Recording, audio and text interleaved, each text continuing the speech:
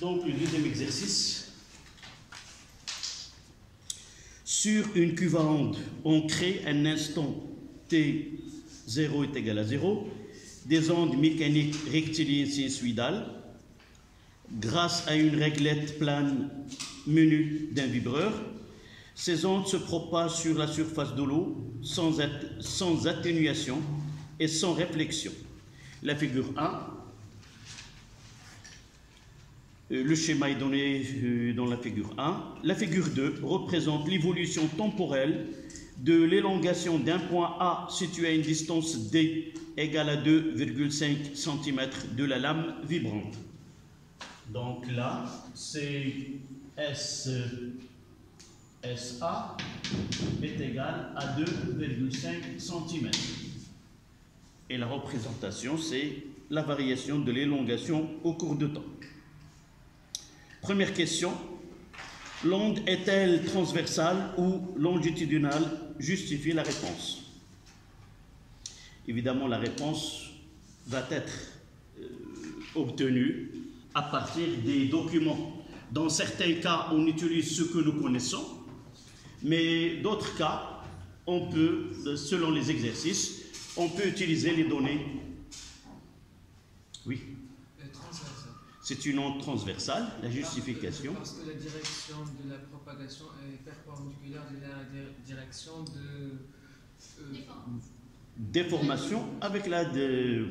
Donc là, pour être un peu précis, on va dire à partir de la figure 1, on voit, c'est là qu'il nous donne, voici les déformations si vous voulez. Et voici la propagation. Direction de propagation. D'accord? Donc, ta réponse, elle est acceptable, rien à reprocher, mais lorsque j'argumente ma réponse avec des figures ou des schémas qui ont été donnés dans l'exercice, c'est mieux. D'accord? Donc, vous notez, d'après la figure 1, d'après la figure 1,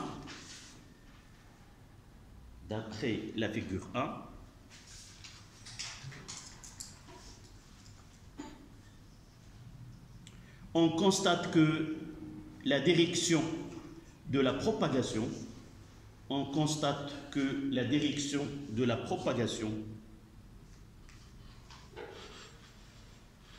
est perpendiculaire à la direction de la déformation.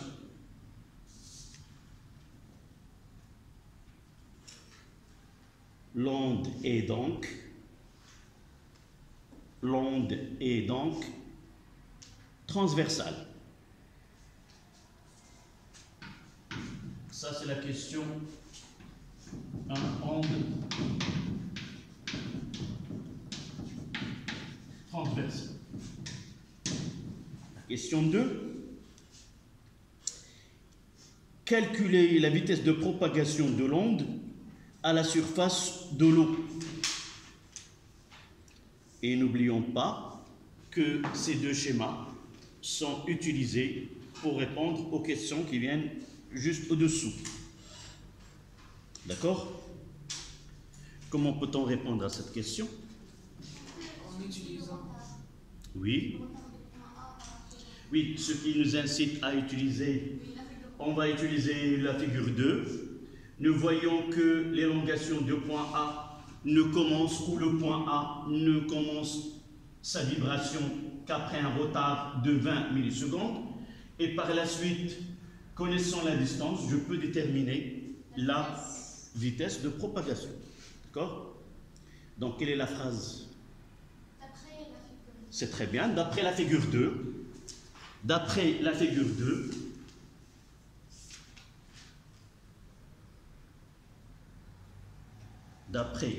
2, le point A entre en vibration. Le point A entre en vibration avec un retard taux égal à 20 millisecondes. Entre en vibration avec un retard temporel, évidemment, de 20 millisecondes.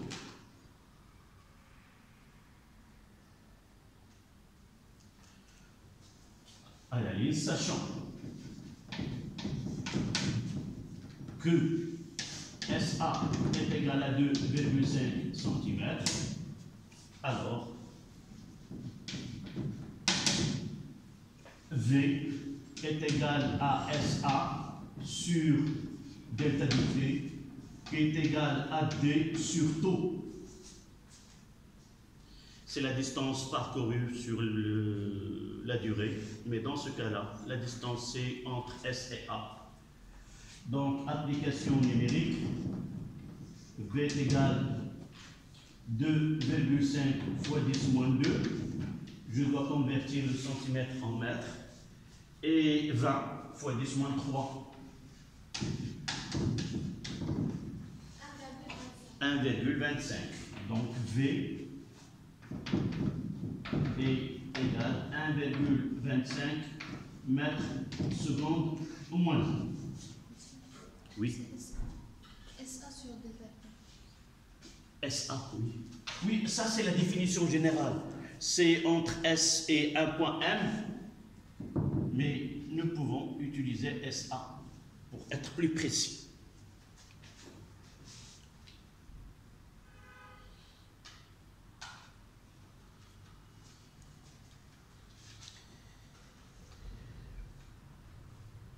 La troisième question,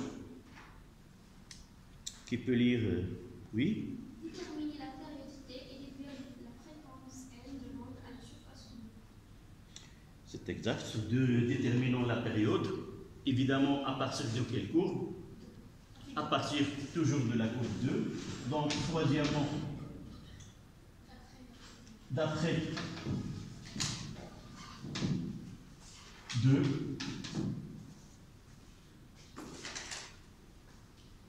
T est égal à 40 millisecondes. Oui, si vous voulez qu'on fait un petit schéma, si on veut être, je pars de là, 2 points, de là à là. La période, qui peut nous donner la définition de la période. Nous avons deux définitions, oui. C'est la durée entre deux points successifs qui vibrent en phase. C'est-à-dire, c'est le retard, on peut utiliser le terme, c'est le retard temporel entre deux points successifs qui vibrent en phase. Ou l'autre définition qu'on ne doit pas l'utiliser dans cet exercice, c'est la distance, c'est la durée pour parcourir une distance est égale à la longueur d'onde. Ça dépend de l'exercice, on utilise la première ou la deuxième. Donc là, on déduit la fréquence. On sait que F est égal à 1 sur T, qui est égal à 1 sur 40, fois 10 moins 3, 25. C'est-à-dire, c'est 25 Hz. Donc la fréquence de la lame vibrante est 25 Hz. Ils vont symboliser la fréquence par N. N. Oui. Donc s'il...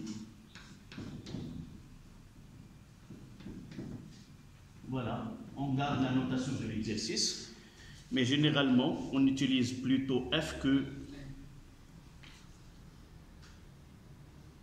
Quatrième question. Calculer la longueur d'onde à la surface de l'eau. Mademoiselle?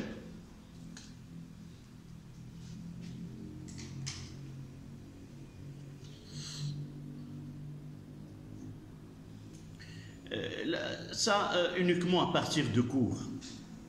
Est-ce que tu peux nous donner un petit résumé court sur les ondes mécaniques progressives périodiques?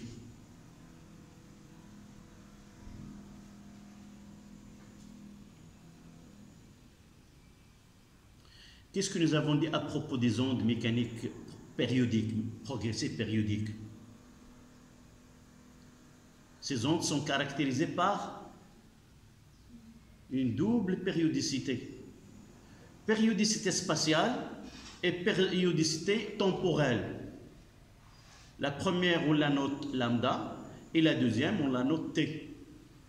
Et nous avons fait dans le cours, après avoir parlé de ces deux périodicités, nous avons donné une relation mathématique qui lie les deux périodicités temporelle et spatiale. Quelle est cette relation? V est égal à quoi? Là, V est égal à la distance sur la durée. Lorsque la distance est égale à lambda, quelle est la durée correspondante? On vient de le donner juste un moment. Ta copine, quelle est la durée qui correspond à une distance est égale à lambda?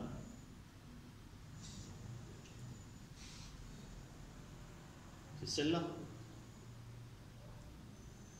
Je pense que d'abord le cahier de cours. عندك كتكتبي المفروض انا في بلاصتك عندي غدا الفيزيك خصني في الليل ناخذ واحد الوقيته واحد الوقيت ونجلس ونعاود نقرا داك الشيء اللي كتبت كامل داكوغ راه ماشي لو فات d'assister au cours de voir et d'entendre ça y est on arrive à ce sont des notions nouvelles. Ce sont des notions nouvelles. J'ai jamais entendu parler si je suis nouveau en deuxième année. Donc je dois faire un effort et de les réviser et d'apprendre certaines définitions. D'accord? Donc, on est au début. Il vaut mieux de faire ce travail. Chaque cours que nous traitons, tu dois le réviser, le résumer de ta manière. Tu prends une feuille et là, tu fais des schémas, tu fais des démonstrations. D'accord? S'il y a des définitions, tu les apprends. Donc, la prochaine fois, je vais essayer de suivre. C'est vraiment, tu as fait ce que je viens de dire ou non. D'accord? Yeah. Si tu trouves des difficultés, tu le dis au cours de cours. إلا كانت شي حاجة ما كتفهمش داخل الدرس يمكننا نفهموها بالعربية بالدارجة باش ما كان المهم باش توصل الفكرة ونفهم ما وراء ذلك. صافي. Donc, au début de la leçon, j'ai dit que cette leçon, de point de vue relation mathématique, elle est simple. On n'a pas beaucoup de relations. On a une seule, celle-là. V est égal à D sur delta de T. Mais on peut la lire de différentes manières. La distance parcourue par l'onde sur la durée qui nécessite ce parcours, le retard avec la distance qui sépare deux points, la période temporelle et la période spatiale. Toujours se trouve à partir de cette relation-là. Donc, la relation là, c'est la question 4. Nous avons V est égal à la distance qui est lambda sur la période qui est T. Là, je peux utiliser soit celle-là, soit remplacer 1 sur D par N. Voilà la relation qui lie les deux périodicités à la vitesse ou la fréquence à la vitesse. Je peux utiliser, et application numérique, une demande lambda. Donc on écrira lambda est égal à V fois T. V c'est 1,25 fois T qui est 4 fois 10 moins 2. Ça donne 5 cm, 5 fois 10 moins 2. Lambda égale à 5 fois 10 moins 2 mètres, qui est égal à 5 cm.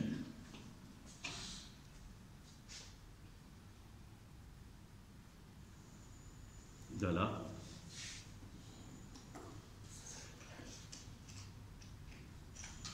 Cinquièmement, on considère. Mademoiselle, tu as devant toi la question? Oui, tu la lis. On considère un point B de la surface de l'eau tel que AB est égal à 5 cm. Oui. Comparer les états vibratoires des points A et B. Oui, sur la figure. D'accord. comparer l'état de vibration. Quel est le... Les points Qu'est-ce A- qu'on doit faire? les points A et B sont Oui. en face. شوف دائما ما كيطرحوا علينا واحد السؤال كنحاول ما امكن انني نخلي السؤال ومنين غادي يقول لي قارن الحاله الاهتزازيه للنقطتين كنوقف كنقول بعدا شنو قريت في الدرس شنو هي المقارنه ديال الحاله الاهتزازيه لنقطتين. Donc je dois revenir au cours et dire qu'est-ce que ça veut dire comparer l'état de vibration de deux points. Est-ce qu'ils sont en phase ou bien en- Voilà. Et quelle est la relation mathématique qui m'aide à répondre à cette question? Quelle est cette relation? Si lambda est égal à la distance entre les deux. Oui, mais nous avons fait, on a fait dans le cours un procédé qui est un peu général. Qu'est-ce qu'on cherche? La distance est égale à k fois lambda. Oui, Si est égal à k fois lambda en supposant que je sais qu'ils sont. Mais d'une façon générale, nous avons écrit dans le cours qu'on applique la relation d sur lambda. Et nous avons dans notre programme deux cas. Soit que ce rapport est un entier naturel, et dans ce cas-là, les deux points vibrent en phase, soit un demi-entier, dans ce cas, les points vibrent en opposition de phase. D'accord? Donc, je ne parle pas d'avance est égal à un K, est égal à K lambda. Qu'est-ce que je vais dire? Cherchons le rapport D sur lambda. Et à partir de là, une fois que j'ai devant moi le résultat de ce rapport, je peux dire voilà ça ou ça. D'accord? Donc, cinquième là, on écrira cherchons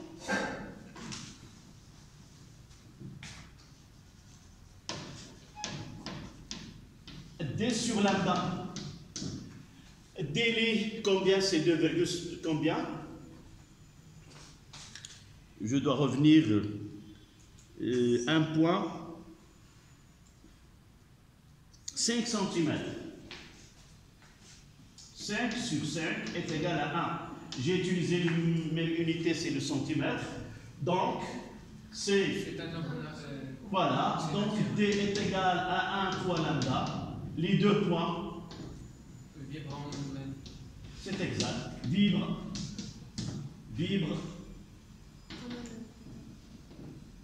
en phase.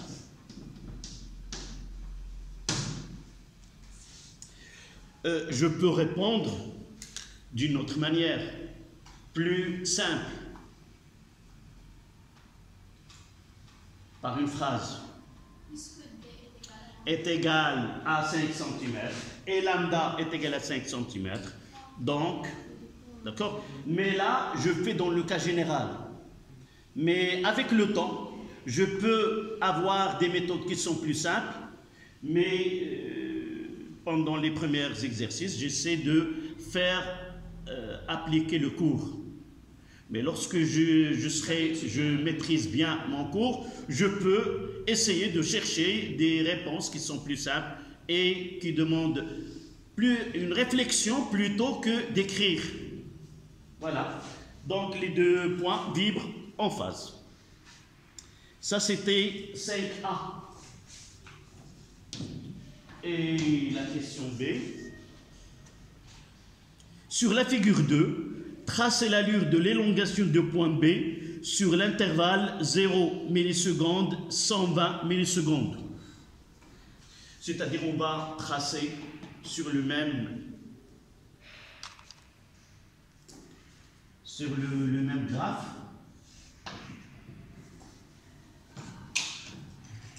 Là, c'était en millisecondes. Et je mettrai ça. Une petite remarque. Nous avons vu dans l'exercice précédent deux représentations. Représentation de Y de T d'un point donné, et nous avons représenté l'aspect du milieu de propagation, c'est-à-dire Y à un instant donné en fonction de X. l'importance dans les deux schémas se concentre lorsque j'ai un schéma comme celle-là, au cours de temps. Le plus important dans cette courbe, ça sera cette partie-là. Le début, c'est le premier événement qui se produit. Là, je peux m'arrêter ici, comme je peux ajouter. D'accord? Comme je peux m'arrêter là, ou n'importe où. Cette partie-là, lorsqu'il y a le temps, n'a pas d'importance. Je mettrai 3 ou je mettrai 2 alternatives, ça n'a pas d'importance. Le plus important, c'est ici. Lorsque j'ai une représentation en fonction de x, le plus important, c'est là. C'est le premier événement qui se produit. Là, je ne peux pas ajouter. D'accord? Je peux représenter, par exemple, s'arrêter n'importe où. Mais l'événement le plus important, c'est là. C'est quoi ça? C'est le début de la propagation de l'onde. Et je vois bien que au début, la source, qu'est-ce qu'il a fait la source dans ce cas-là? Un mouvement descendant vers le bas. Comme je peux avoir dans un autre exercice comme ça. Le début, c'était un mouvement ascendant de la source. Ici, la même chose. Je ne peux pas dire, par exemple, dans ce cas-là, si je m'arrêterai là, je dirais que le début, c'était un mouvement vers le haut. C'est faux. Parce que le premier événement, au cours du temps, là, le zéro. Voici les événements, comment ils succèdent. Donc, vers le bas. D'accord? Faites attention pour ces courbes. Lorsque t, toujours, je vais essayer le premier événement qui se produit. Lorsque j'ai le t, c'est là. Mais lorsque j'ai x, ça veut dire que l'événement, le premier événement a été déjà déclenché et l'a parcouru une distance donnée et c'est là où on peut donner l'importance à ce phénomène. D'accord? Là, c'est uniquement une remarque. Donc, comment peut-on représenter y2b sur le même schéma? On va utiliser une autre couleur en se basant de la question 5 pour répondre.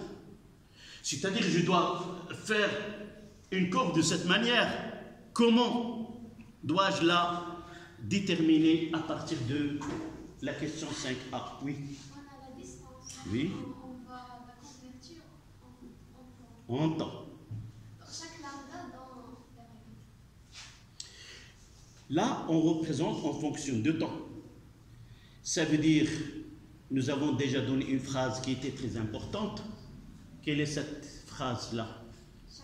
Chaque point, oui, Le même mouvement de la source ou d'un autre point qui est avant, de la même manière, mais avec un retard. Ça veut dire, là, le point A, il est avant le point B. Donc, ce qui se passe en A, elle va se passer en B, mais avec un retard temporel delta de t. Ce retard temporel, dans ce cas-là, c'est combien? Puisque la distance est lambda, le retard temporel, c'est t. Mathématiquement, ça veut dire quoi? Ça veut dire faire une translation de cette courbe d'une durée de t. Ce point-là va être déplacé t vers là, celle-là vers là, et ainsi de suite. C'est-à-dire réaliser une translation. Essayez d'utiliser une autre couleur. Par exemple, je mettrai le rouge. Donc celle-là, T, celle-là, T, ainsi de suite. Donc il va commencer à partir de là, d'ici. Comment? En phase, c'est-à-dire les deux courbes doivent coïncider. Elle commence par là. Et de là à là, c'est quoi? C'est une immobilité. Il m'a demandé jusqu'à 120, donc je dois ajouter là. Et je m'arrêterai là où je veux. Ce n'est pas un problème. D'accord? Mais l'essentiel, c'est que dans un intervalle donné, les deux courbes se superposent. Ça veut dire le point là, envers c'est YA de T, et en rouge, c'est YB de T. Comment se manifeste sur la courbe qui sont en face? Ça veut dire que les deux courbes, à partir d'un certain temps, l'intervalle, si on utilise l'intersection, c'est de là à là, les deux courbes se superposent ou coïncident l'une avec l'autre. D'accord? Si nous avons T sur 2, par exemple, je vais essayer de faire une translation de là. T sur 2, c'est ici. Donc celle-là vient ici, celle-là vient là, et ainsi de suite, et j'aurai en opposition deux phases. Donc lorsque j'ai la variation d'élongation d'un point, et je veux ajouter la variation d'élongation d'un autre point, je dois respecter d'abord la comparaison de l'état de vibration des deux. En phase, ça veut dire que les deux courbes, dans une partie de la représentation, sont identiques et superposables. S'ils sont en opposition de phase, l'une en haut, l'autre en bas, et ainsi de suite. Et je dois commencer à partir de retard temporel entre le point A et le point B. Vous voyez que je n'ai pas pris en considération la source. Pourquoi? Parce que le point de référence dans cet exercice, c'est A. D'accord? Mais si vous calculez de là à là, ce retard temporel-là, vous allez trouver que c'est SB sur la même définition que nous avons ici. C'est SB sur V. D'accord? Est-ce que c'est clair ou clair? En physique, il n'y a pas chouïa. Chouïa, ça n'existe pas. Donc, tu me donnes un petit résumé de ce qu'on vient de faire dans la question B. D'abord, qu'est-ce que nous avons? Nous avons la variation d'élongation d'un point A, déjà donné. Puis, nous avons choisi un point B. D'accord? Ce point B, nous savons la distance qui sépare de A. Première question, nous a demandé quoi? Comparer l'état de vibration. علاش عطاونا هذه؟ باش يسهل عليا الرسم. راه كان اللي حدد ليتا دو فيبراسيون باش نرد بالي منين غادي نجي نمثل راه كيخص ميم ايتا دو فيبراسيون لي دو كورب سو كوانسيد. هذه باش ما نتمن هذاك عاد من بعد المون دوموندي. Voilà, j'ai trouvé que les deux points vibrent en phase. Ça veut dire dans un intervalle donné, les deux courbes coïncident. D'accord? Donc, qu'est-ce qu'il me reste? Lorsque j'ai T et il demande un point, il me donne un autre point, toujours la courbe du deuxième point, ça sera une translation de la courbe du premier point, à condition la translation soit vers l'avant, soit vers l'arrière. Vers l'avant, si le point vient après celle que nous avons déjà représentée, mais si nous avons un point qui est avant, la translation va se faire dans ce sens-là. D'accord? Faites attention, mais généralement, toujours on vous donne un point qui viendra par la suite, en retard par rapport à celle que vous avez sur l'exercice. D'accord? Voilà. Donc on passe à la question suivante. C'est la question 6.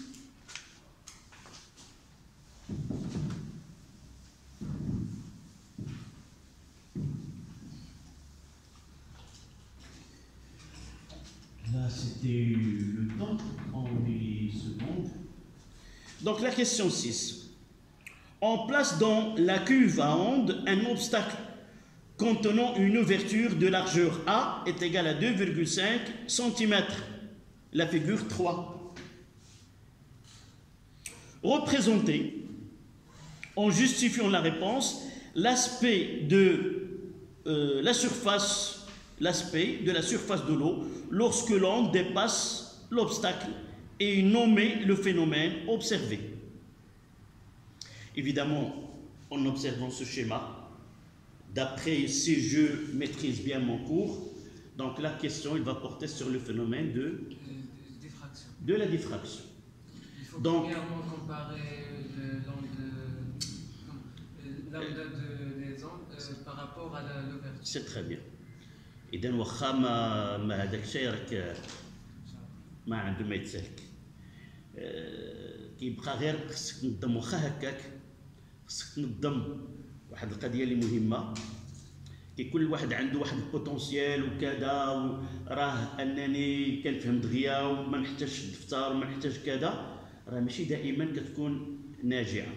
علاش؟ دائما كنعطي هذا المثال، مزيان انني فاهم ولكن نزيد نخدم. دائما كنعطي المثال بحال واحد السيد عنده واحد رصيد بنكي تبارك الله عليه، ما يخدم ما والو، فقاش ما كيحتاج كيمشي لاكارت كيشي اوتوماتيك يخرج اللي بغا. ولكن غادي يجي واحد النهار شنو؟ غادي يدخل داك الارض يقولوا له راه الرصيد ديالك غير كافي. هذا اذا الفو ترافايي. ربما تكون حضرتي ودرتي المسائل سا سخا ميو، داكوغ. ان شاء الله تائق بانك غادي tu vas faire mieux. Donc comme on dit, donc c'est un phénomène دائما في البريباراسيون دي زيكزارسيس ديالي كندير هكذا.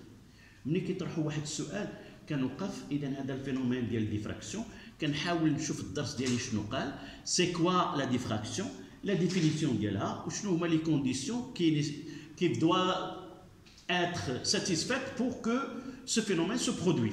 دائما ما نبقاش نزرب محدي انايا التمارين ديال الدرس. مع الوقت نعم، مع الوقت غادي يمكن لي انني نبقى نربح هذا الوقت هذا. دونك نرتبو، خصني نفكر كيفاش. دونك شنو طالبين مني؟ représenter et justifier la réponse.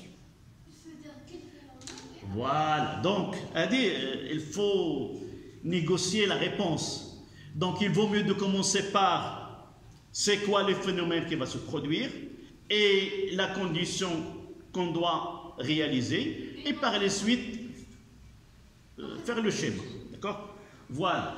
Donc dites-moi ce que je dois écrire dans la question 6 ou 7. 6.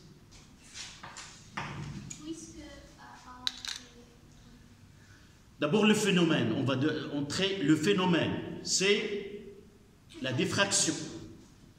J'ai déjà analysé, j'ai déjà dit que lambda c'est 5 cm, l'ouverture 2,5 cm, donc je vais partir que le phénomène, voilà, c'est la diffraction. Pourquoi? Parce que la condition, la voici, et nous avons telle et telle. D'accord? Donc, sixième, le phénomène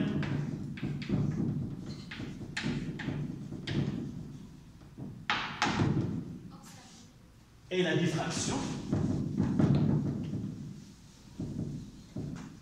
Le phénomène est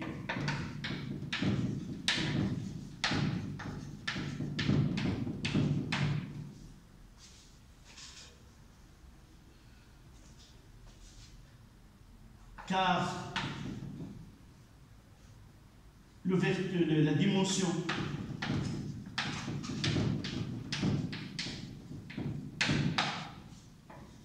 de l'ouverture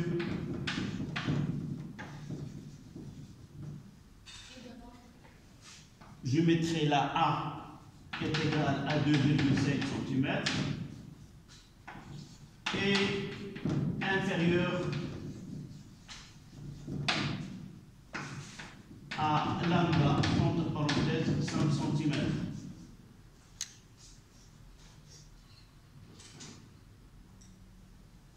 Et le schéma.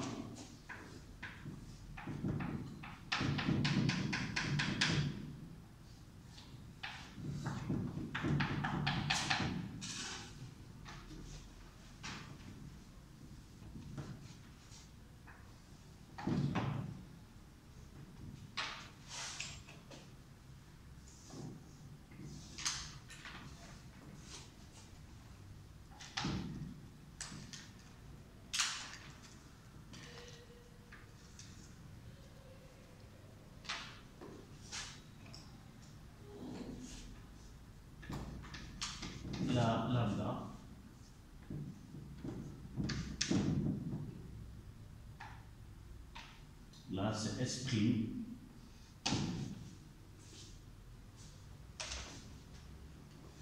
Naissance du nombre progressé périodique circulaire, parce que la source là qui est virtuelle et ponctuelle. Là, c'est l'onde diffractée.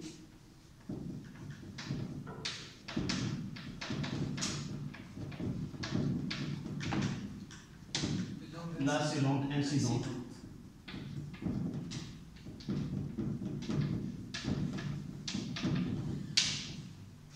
Voilà l'ouverture.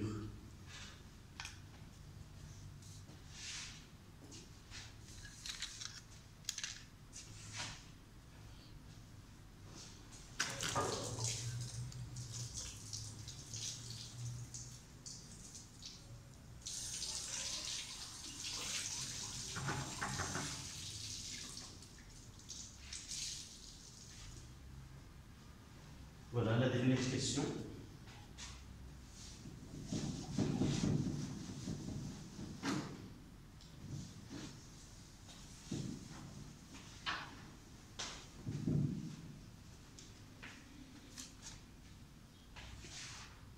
Septièmement, lorsqu'on règle la fréquence du vibreur sur la fréquence N' 18 Hz, la longueur d'onde devient lambda' 7,5 cm. Calculer la vitesse V' dans ce cas et la comparer à la valeur précédente, déduire. Évidemment, là, vous savez l'objectif de cette question. Oui, là, la question, ça concerne le milieu dispersif. Est-ce que le milieu dispersif ou non? C'est la vitesse dépend de la fréquence, c'est très bien. Mais nous savons à l'avance, c'est ça, nous savons à l'avance que l'eau, n'oublions pas ça, nous savons à l'avance que l'eau est un milieu dispersif. Pourquoi? Je peux me tromper dans les calculs. Donc si je trouve deux valeurs différentes, même si je me trompe dans les calculs, je trouve une valeur différente, ça donne... mais je peux me tromper, avoir deux valeurs égales, je ne vais pas dire que c'est un milieu non dispersif, d'accord? Donc j'ai les connaissances, mes connaissances, mais je dois les appuyer par des calculs. Et ces calculs doivent être en accord avec le côté théorique, d'accord? Donc là, c'est la septième question. On va suivre ce qu'il demande. Donc nous avons la fréquence F', nous avons la longueur d'onde, donc on demande V. V est égal à lambda fois N', donc j'utilise les mêmes notations. N'. Donc, application numérique, V' est égal à 7,5. 7,5 fois 10 moins 2 divisé par 18, fois 18. Ça donne combien? Ça donne 1,35. 1,35. Le prix 1,35 mètres secondes moins 1. Celle que nous avons calculée tout à l'heure, c'était combien? 1,25. Donc là, c'est la première partie de la question. Comparer. Donc, je vais mettre, nous avons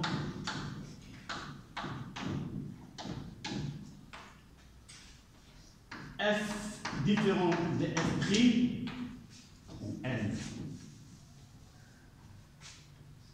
N différent de N' et V différent de V'. C'est ça la comparaison. Vous voyez, comparer, on peut dire que V différent de V'. Pourquoi j'ai ajouté N et N'? C'est pour déduire. Donc nous avons des fréquences différentes et des vitesses différentes, donc le milieu est dispersé. Conclusion. Le milieu ou l'eau est un milieu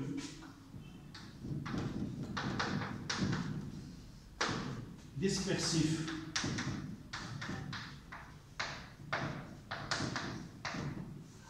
Voilà la dernière question.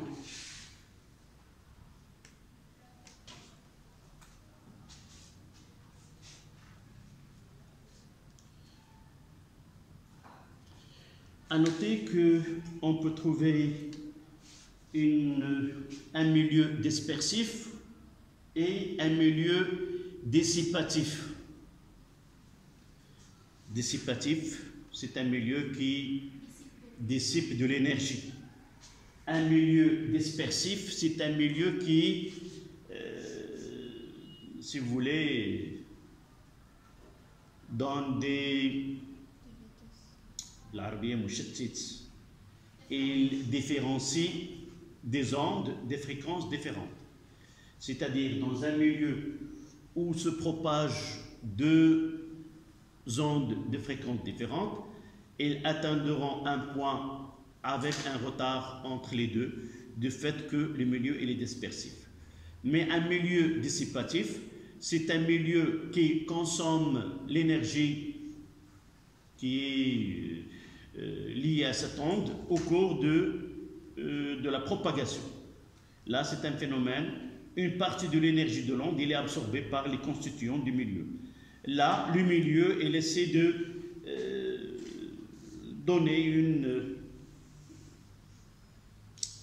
décerner, si vous voulez, faire apparaître des ondes avec des vitesses différentes.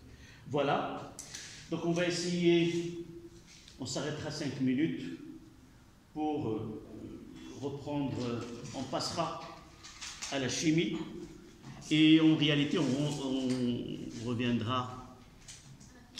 Non, on reviendra au cours de l'année dernière, les réactions d'oxydoréduction. D'accord ? 5 minutes et on continue.